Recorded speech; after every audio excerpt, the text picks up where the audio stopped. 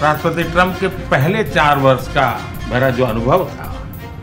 ইউক্রেনে রাশিয়ার আগ্রাসনের মধ্যেই মস্কো থেকে জ্বালানি তেল আমদানি অব্যাহত রেখেছিল ভারত। এর ফলে মার্কিন প্রেসিডেন্ট ডোনাল্ড ট্রাম্প দেশটির উপর অতিরিক্ত শুল্ক চাপিয়ে দেন। ট্রাম্পের 50% শুল্ক আরোপের পর রাশিয়া থেকে ভারতের তেল আমদানি উল্লেখযোগ্য হারে কমেছে। গত বছরের সেপ্টেম্বরের তুলনায় চলতি বছরের সেপ্টেম্বরে মস্কো থেকে দিল্লির তেল আমদানি মূল্যের দিক থেকে 29% ও পরিমাণের দিক থেকে 17% কমেছে। আর তাই সম্প্রতি রাশিয়ার বদলে ভারত নতুন করে মধ্যপ্রাচ্যের দেশগুলো থেকে তেল আমদানি করার দিকে ঝুঁকছে। বৃহস্পতিবার ভারতীয় সংবাদ মাধ্যম টাইমস অফ ইন্ডিয়ায় প্রকাশিত এক প্রতিবেদনে তথ্য জানানো হয়। প্রতিবেদনে বলা হয়, মধ্যপ্রাচ্যের সৌদি আরব, কুয়েত, ইরাক এবং সংযুক্ত আরব আমিরাতে তেলের ট্যাঙ্কার বুকিং বাড়িয়েছে ভারত। রাশিয়ার তেল শিল্পের উপর আমেরিকার নিষেধাজ্ঞার পরপরই এই বুকিং বাড়ানো শুরু করে দিল্লি। এ থেকে মনে করা হচ্ছে ভারত মধ্যপ্রাচ্যের দেশগুলো থেকে অধিক হারে তেল আমদানি করতে যাচ্ছে। এছাড়া জ্বালানি তেলের বাজারের অংশীদাররা শুরু থেকেই ভারতের গতিবিধি পর্যবেক্ষণ করছে এবং রাশিয়ার তেল রপ্তানিকারী কোম্পানিগুলোর উপর আমেরিকার নিষেধাজ্ঞা শুরুর পর ভারত কী পদক্ষেপ নেয় তা বোঝার চেষ্টা করছে।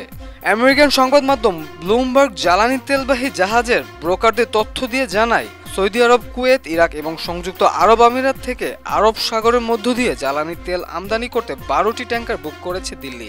এর আগের মাসে 4টি ট্যাঙ্কার বুক করেছিল ভারত, যা দেশটির মধ্যপ্রাচ্য থেকে তেল আমদানির পরিমাণে বিশাল পরিবর্তন।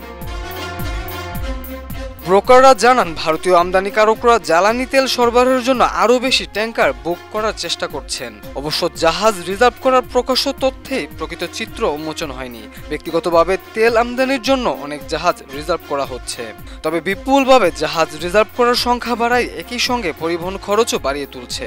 মধ্যপ্রাচ্য থেকে জ্বালানি তেল আমদানি করতে দৈনিক জাহাজ বুকিংয়ের হার গত 5 বছরের মধ্যে সর্বোচ্চ বেড়েছে। ফলে তেল সরবরাহের জন্য জাহাজ পেতে অন্যান্য দেশগুলোর উপরও চাপ তৈরি হয়েছে।